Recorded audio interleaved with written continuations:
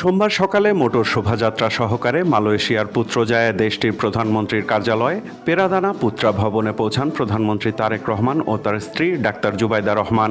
এ সময় তাদেরকে উষ্ণ অভ্যর্থনা জানান মালয়েশিয়ার প্রধানমন্ত্রী আনোয়ার ইব্রাহিম ও তার স্ত্রী doctor Wan Azizah Wan Ismail.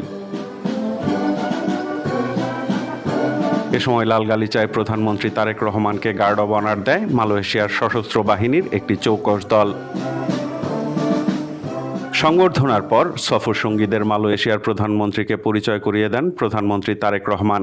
একইভাবে মালয়েশিয়ার প্রধানমন্ত্রীও তার মন্ত্রিসভার সদস্যদের পরিচয় করিয়ে দেন। পরে পরিদর্শন বইতে স্বাক্ষর করেন প্রধানমন্ত্রী তারেক রহমান। এরপর একান্ত বৈঠক করেন প্রধানমন্ত্রী তারেক রহমান ও প্রধানমন্ত্রী আনোয়ার ইব্রাহিম।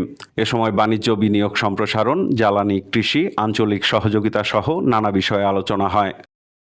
পরে দুই দেশের প্রতিনিধিদের নিয়ে দ্বিপক্ষীয় বৈঠকের নেতৃত্ব দেন বাংলাদেশ ও মালয়েশিয়ার সরকার প্রধান। এ সময় শ্রমবাজার খোলা, আটকে পড়া বাংলাদেশিদের ফেরানো, রোহিঙ্গা ইস্যু সহ বিভিন্ন বিষয়ে বিস্তারিত আলোচনা হয়। বৈঠক শেষে সংস্কৃতি সহযোগিতা বিষয়ক একটি সমঝোতা স্মারক সই হয়। এছাড়া দুই দেশের মধ্যে সন্ত্রাসবাদ দমনে গবেষণা ও সক্ষমতা বৃদ্ধি এবং বিনিয়োগ সংক্রান্ত দলিল বিনিময় হয়। এরপর যৌথ বিবৃতি দেন বাংলাদেশ ও মালয়েশিয়ার প্রধানমন্ত্রী তারেক রহমান জানান, এ আলোচনা দুই দেশের সম্পর্কের নতুন অধ্যায়ের সূচনা করবে।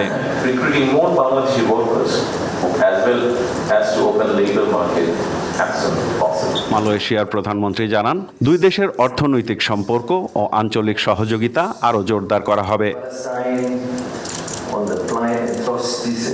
পরে স্থানীয় সময় দুপুরে পুত্রজায়ায় প্রধানমন্ত্রী আনোয়ার ইব্রাহিমের বাসভবনে মধ্যাহ্নভোজে অংশ নেন প্রধানমন্ত্রী তারেক রহমান ও তার স্ত্রী ডাক্তার জুবাইদা রহমান।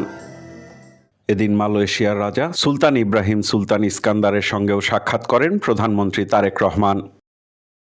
মালয়েশিয়া সফরে এসে দেশটির সরকারের উষ্ণ অভ্যর্থনায় সিক্ত হলেন প্রধানমন্ত্রী তারেক রহমান। দীর্ঘদিন বন্ধ থাকা শ্রমবাজার খুলে দেওয়া সহ দেশের অর্থনৈতিক পুনর্গঠনে এই সফর গুরুত্বপূর্ণ ভূমিকা রাখবে, এমনটি মনে করছেন সংশ্লিষ্টরা। সাইফুল রিপন, দেশ টিভি, পুত্রজায়া, মালয়েশিয়া।